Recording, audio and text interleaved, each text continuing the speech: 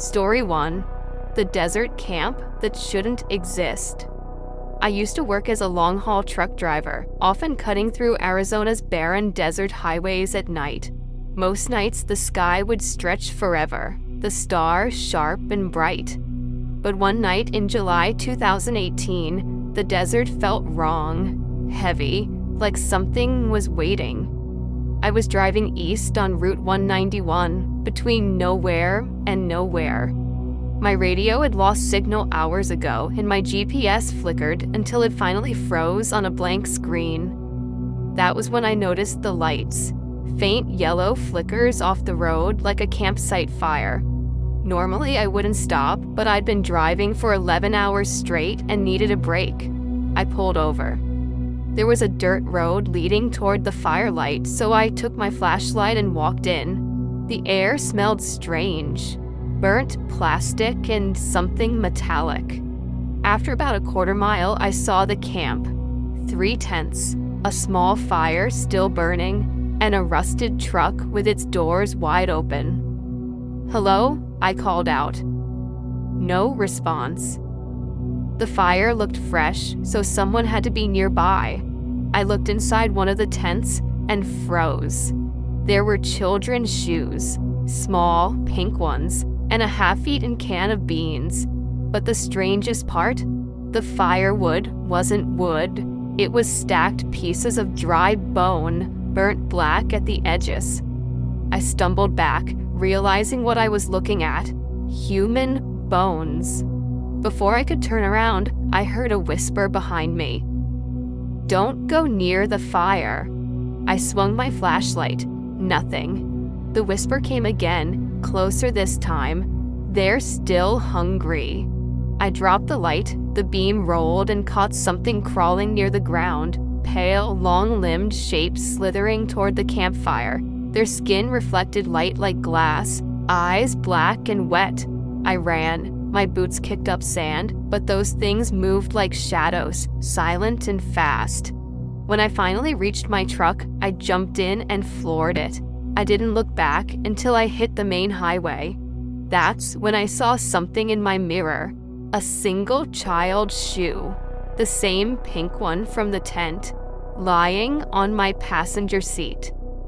The police never found the campsite when I reported it, but every time I pass that stretch of road now, my radio cuts to static and my GPS freezes. And sometimes if I glance out the window, I still see that small orange fire flickering in the distance. Story 2. The Thing in the Dust Storm. Back in 2005, I was a student doing a photography project about abandoned places. The Nevada desert is full of ghost towns, so I borrowed my dad's old Jeep and went exploring alone. I remember stopping near a collapsed mining town called Dry Rock. It had been abandoned since the 40s. Only a few rusted structures and an old church remained. The sun was brutal, and the air shimmered like glass. I took a few photos, and then saw a massive dust storm rolling in from the west, a wall of brown swallowing the horizon. I jumped in my Jeep, but before I could start the engine, the storm hit. Visibility dropped to 0. Sand pelted the windows like rain. I couldn't see a thing, so I turned off the car and waited it out. Then I heard tapping. It sounded like fingers on the glass. Tap, tap, tap. At first I thought it was debris hitting the Jeep, but the rhythm was deliberate. Tap, tap, tap, then a pause. Tap, tap, tap again, closer. When the wind calmed a little, I risked wiping the windshield.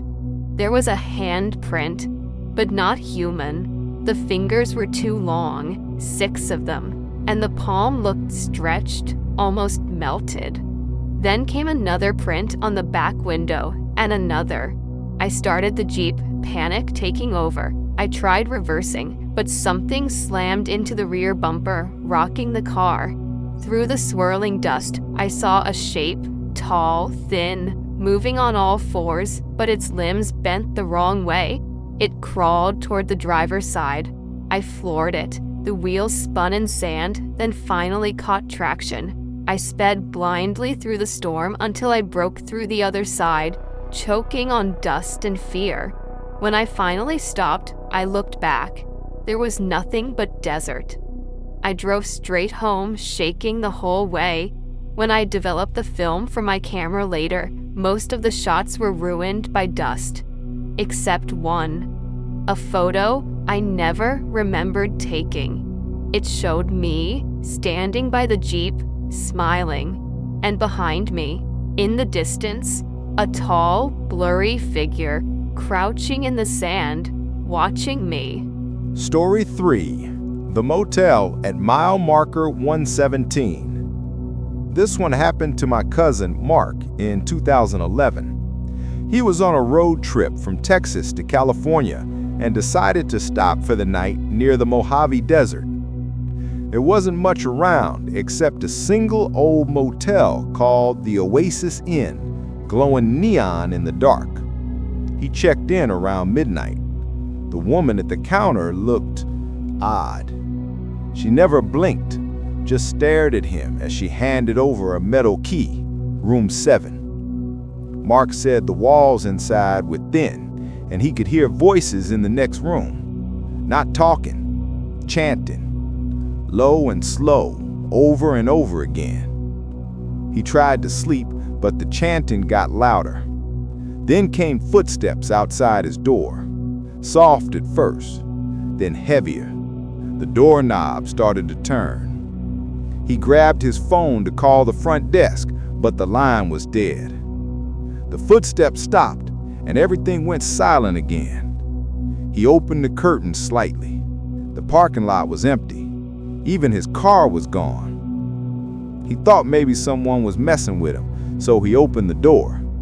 The hallway was different, longer, darker, lined with more doors than before. The air smelled like rot.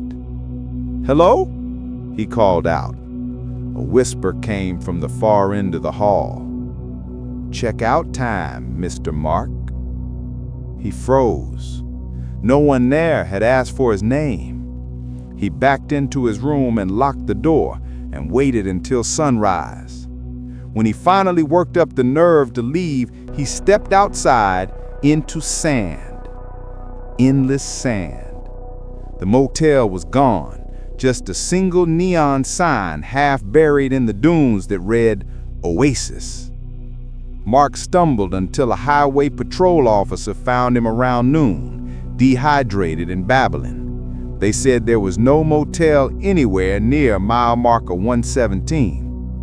A year later, out of curiosity, I searched online. There were a few old newspaper mentions of a motel called the Oasis Inn, closed after a fire in 1979. Every person who stayed that night burned alive in their room.